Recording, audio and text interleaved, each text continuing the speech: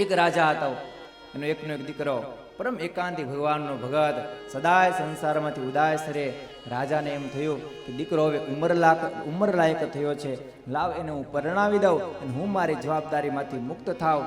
દીકરાને વારસદાર બનાવી દઉં, ગાદી સોંપી દઉં અને પછી હું મારી રીતના હવે મુક્ત થાવ. એટલે દીકરાને એક દિવસ પાસે બોલાવી ને રાજાએ કીધું કે બેટા સાંભળ, હવે તું ઉંમર લાયક થયો છે, ગાદી સંભાળવા યોગ્ય થયો છે.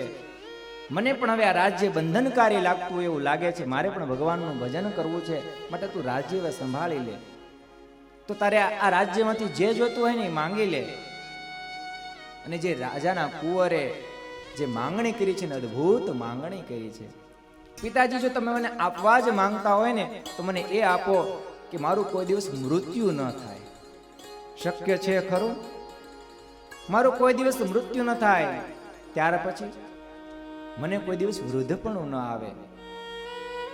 અને જો પિતાજી તમે મને આપવા જ માંગતા હોય તો આ રાજભંડારનું દ્રવ્ય ક્યારે નાશ ન થાય, કે ખૂટે નહીં.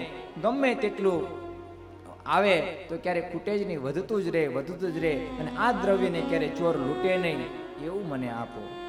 અને હજી જો તમારે મને આપવાની ઈચ્છા હોય તો જે સુખ ન નાશ પામે એવું હોય, જે સુખનો ક્યારે નાશ ન થાય એ સુખ મને આપો. રાજા ગળગળતા હૃદયે કહે છે કે બેટા, તું જે માંગે છે ને ન માંગવાનું માંગે છે. જે તું વસ્તુ માંગે છે ને એમાંની એક પણ વસ્તુ મારી પાસે નથી, એક પણ વસ્તુ મારી પાસે નથી. કારણ તું જે વસ્તુ માંગે છે ને એ મારા હાથની નહીં, ભગવાનના હાથની વાત છે. અને એટલા માટે રાજકુમાર કે છે, પિતાજી મારે જે જોઈએ છે ને ભગવાનનું શરણું જોઈએ છે, ભગવાનનું શરણું જોઈએ છે, બીજું કાંઈ મારે જોતું નથી ને. એકવાર ભગવાનને શરણે થાવ પછી આ લોકની જે સંપત્તિ છે એ બધી તણખલા તુલ્ય લાગે છે ને.